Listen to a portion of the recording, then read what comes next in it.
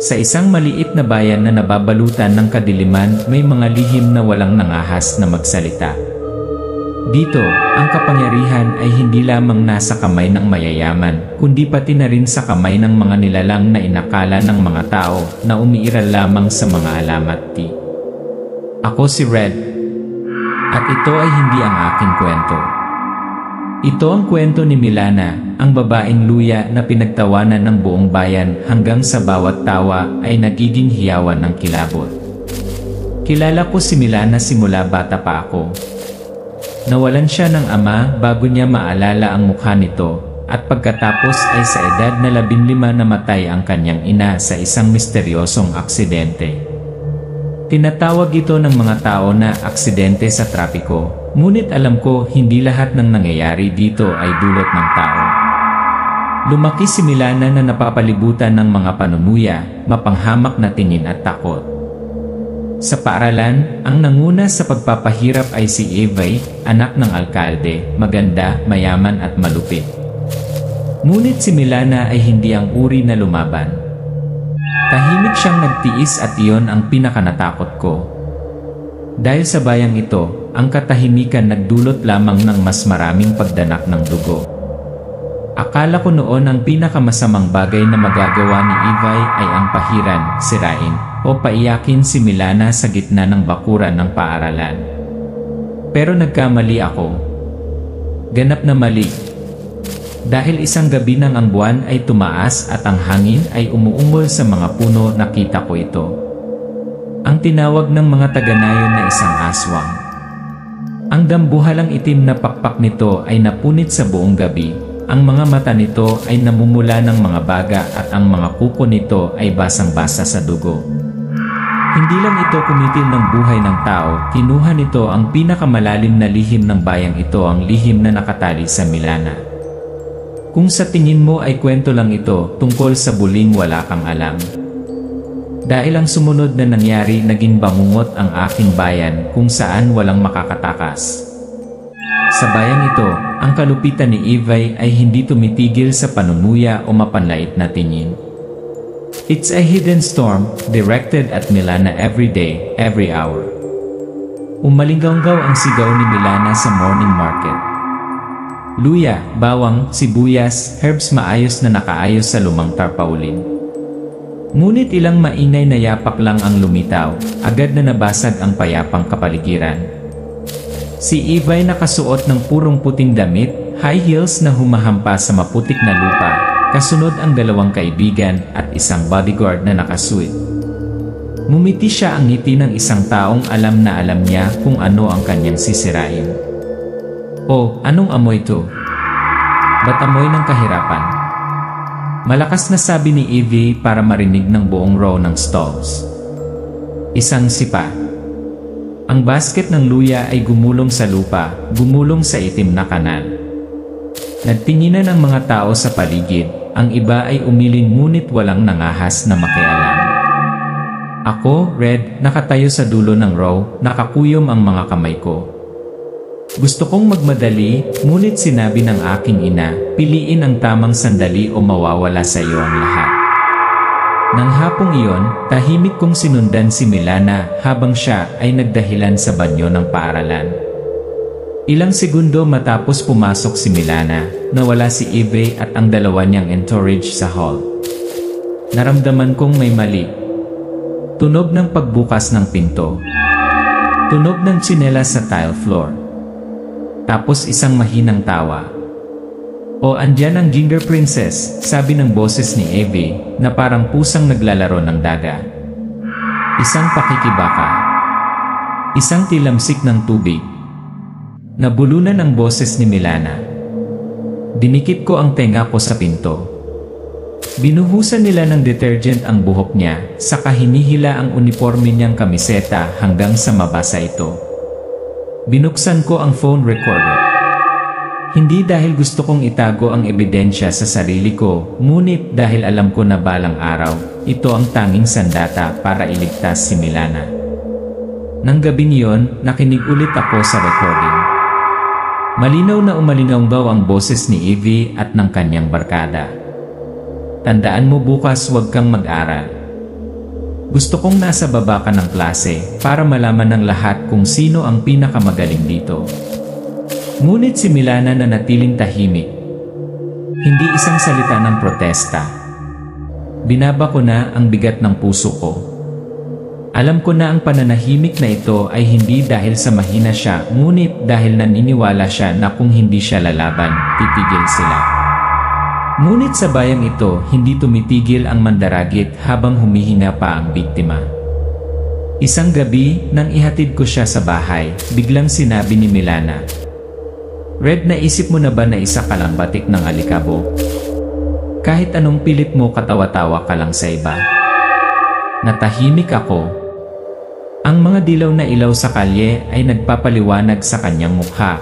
Ang kanyang mga mata ay pula, ngunit maliwanag pa rin, maliwanag sa paraan ng isang taong nagdusa ng labis, ngunit hindi pa nasira. Pero noong tumayo ka para protektahan ako, I felt like I still have reason to stay. It's just, I was afraid that if I fight back, they will destroy you too. Tumingin ako sa kanya, at sa puso ko alam ko ang isang bagay. Kung hindi kayang ipaglaban ni Milana ang kanyang sarili, kung gayon ako ang lalaban para sa kanya. Hindi ko alam kung saan ako dadalhin ng desisyong iyon.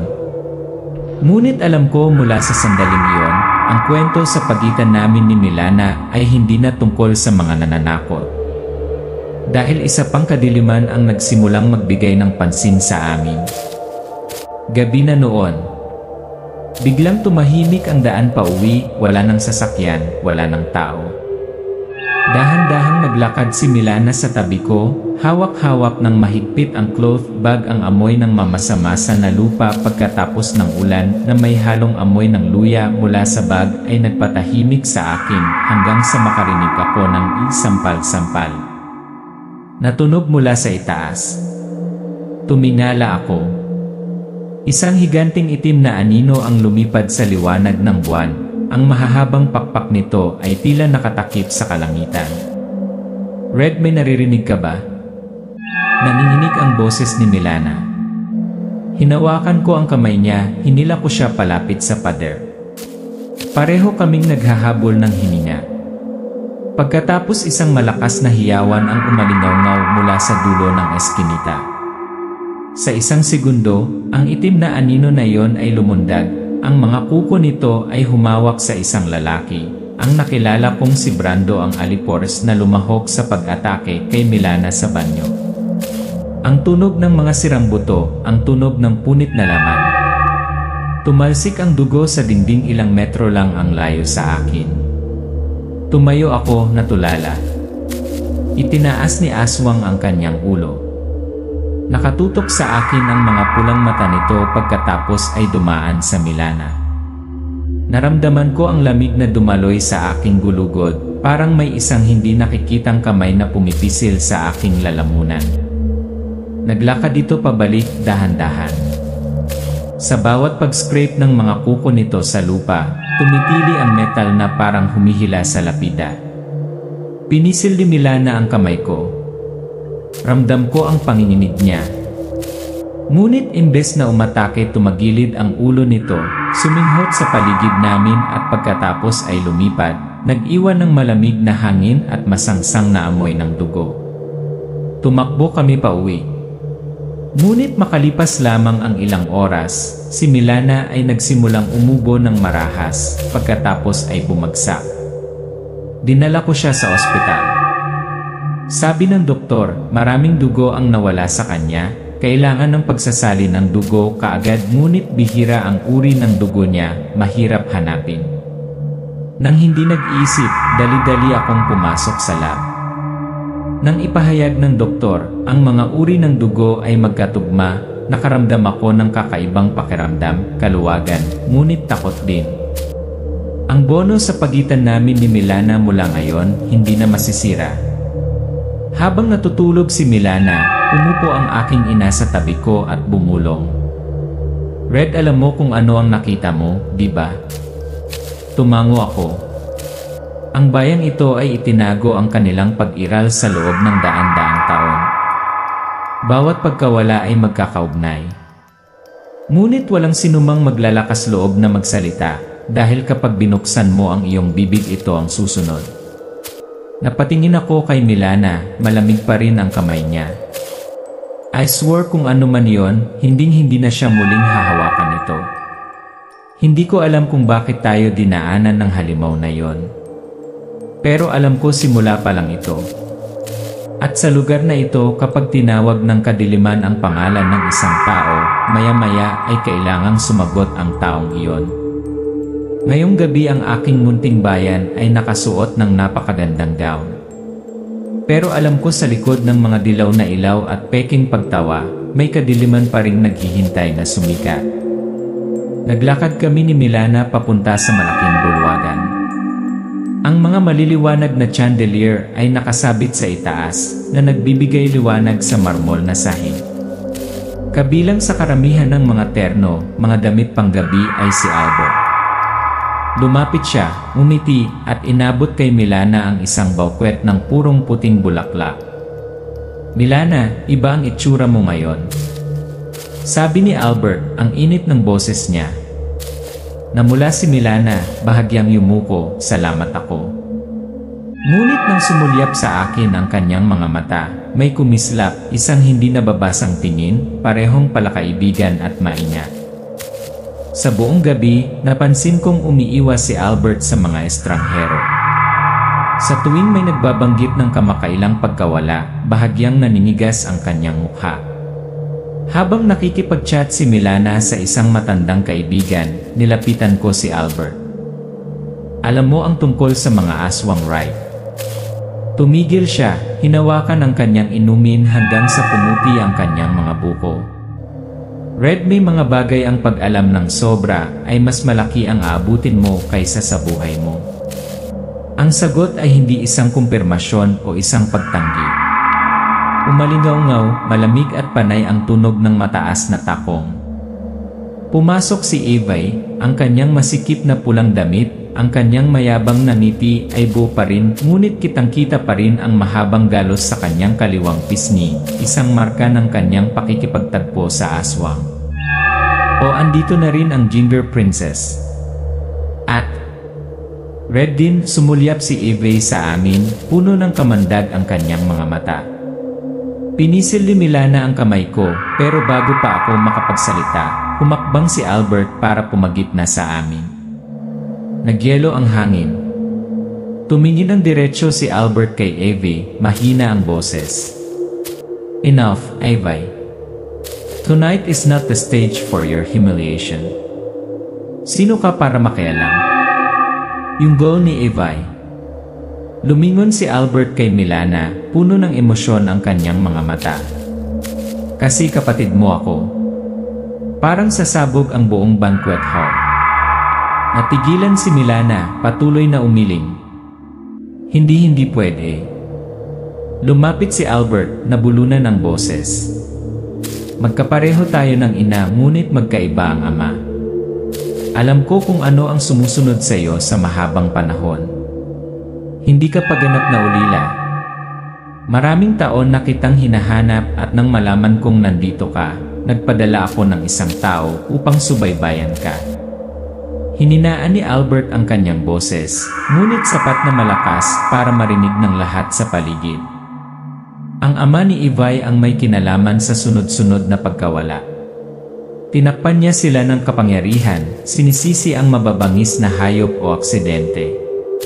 Ngunit ang totoo ay nakipagkasundo siya sa aswang kapalit ng kapangyarihang pampulitika. Namutla si Evay. Gumagawa ka nito. Tumingin si Albert ng diretsyo sa kanya, hindi kumukurap. At alam ko ang tatay ko ang naging dahilan kung bakit namatay ang ina ni Milana. Natigilan si Milana at napaatras. Inalalayan ko siya, pero kitang-kita ko ang panginginig ng katawan niya. Kung totoo ang sinasabi mo, ano ako? Tanong ni Milana na nanginginig ang boses. Tumingin si Albert sa kanyang kapatid, puno ng kalungkutan ang kanyang mga mata. Anak ka ng isang babaeng naglakas loob na lumaban sa kadiliman at ang nag-iisang buhay na inapo ng pamilyang minsang lumaban sa aswang. Kaya naman hindi ka nila mapapatawad. Natahimik ang kwarto. Tanging ang malayong background music lang ang maririnig, mabagal at mabigat na parang tibok ng puso bago ang bagyo. Lumingon si Milana kay Eve, ang kanyang mga mata ay hindi na puno ng takot ngunit may galit. You have ruined me for so many years. Pero kung totoo ang sinabi ni Albert, then you and your family owe me your life. Sumabog ang tensyon. Sasagot na sana si Eva nang ihip ng hangin ang bintana, yumanig ng malakas ang chandelier. Isang malamig na hangin ang pumasok at sa labas, sa ilalim ng pilak na liwanag ng buwan, dahan-dahang bumababa ang mga higanteng itim na pakpak. Ang party ay malapit nang maging isang madugong kapistahan. Ang marangyang party ay naging lugar ng pangangaso. Nabasag ang glass door. Ang mga tipak ng salamin ay lumipad sa hangin, kumikinang sa ilalim ng mga ilaw. Lumapag ang aswang sa gitna ng bulwagan, natatakpan ng itim na pakpak nito ang silid. Napuno ng hangin ang amoy ng dugo. Sumigaw si Eve, umatras sa kanyang ama, ang alkalde, ngunit hindi iniwan ang mga mata ng halimaw kahit isang segundo. Humakbang si Albert para harangin si Milana, habang ako, si Red, ay inilabas ang silver dagger na nakatago sa aking bulsa. It's not for us, bulong ni Albert na nakatitig pa rin sa halimaw. Para sa kanila ito. Patuloy ko. Umaatungal ang aswang, ang tunog na umaalog sa baso ng alak.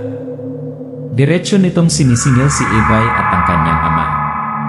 Ang alkalde ay tumakbo, ngunit ang kanyang mga kuko ay bumaon ng malalim sa kanyang mga balikat.